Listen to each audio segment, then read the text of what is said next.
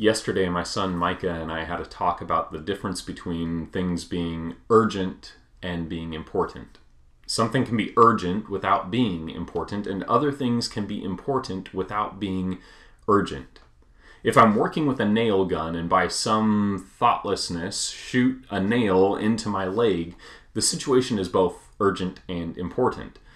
A loud noise while you're on an important phone call may require your attention urgently, but the noise itself is not important. The call is important. A response to the noise is urgent.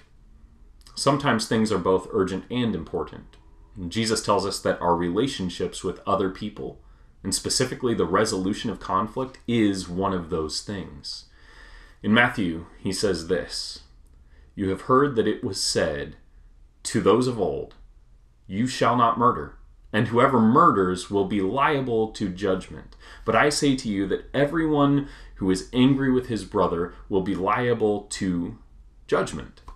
Whoever insults his brother will be liable to the council, and whoever says, 'You fool,' will be liable to the hell of fire. So if you're offering your gift at the altar and there remember that your brother has something against you, leave your gift there before the altar and go. First, be reconciled to your brother, and then come and offer your gift." Here Jesus tells us that anger, with all the turmoil it causes, is as bad for the soul as murder itself.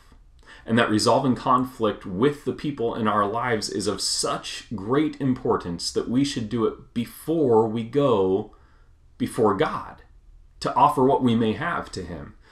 This idea that human relationships must be right for us to have a good relationship with God is echoed in 1 John chapter 4, verse 20 through 21, where he says, "If anyone says, 'I love God,' and hates his brother, he is a liar.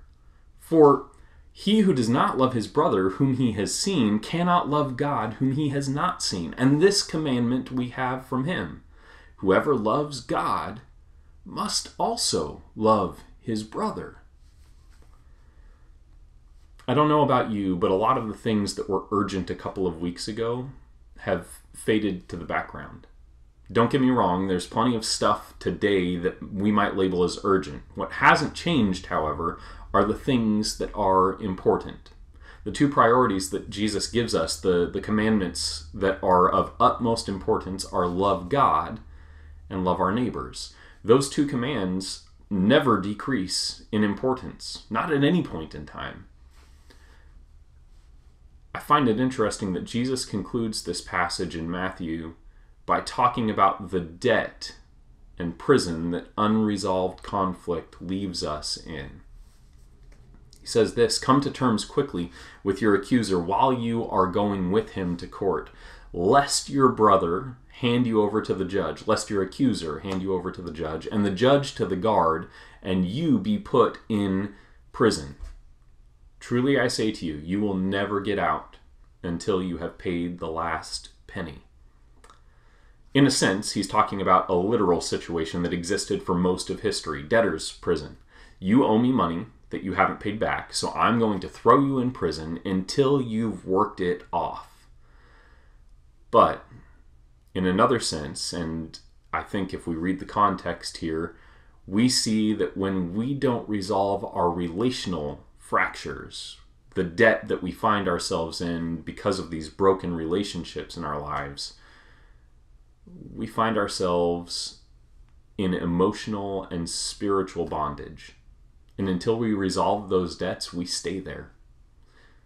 Fair warning, there are going to be relationships that don't mend because the other person doesn't offer forgiveness when we seek it. There will be times that we try to resolve the relational debt that exists between us and someone else, and the one we owe the debt to will greet our attempts with coldness.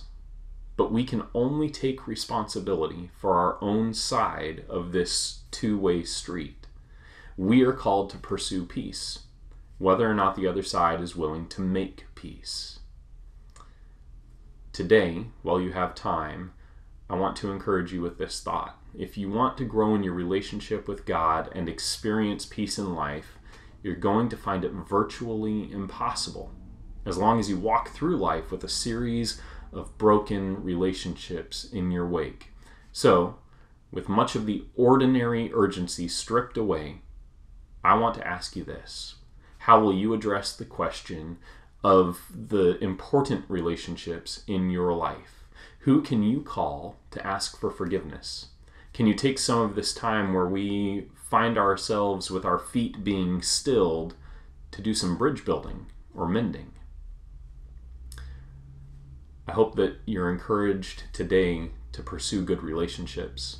I want to let you know that I love you, and I want to encourage you to take this time to invest in the important as the urgent is pushed to the side. Have a great day.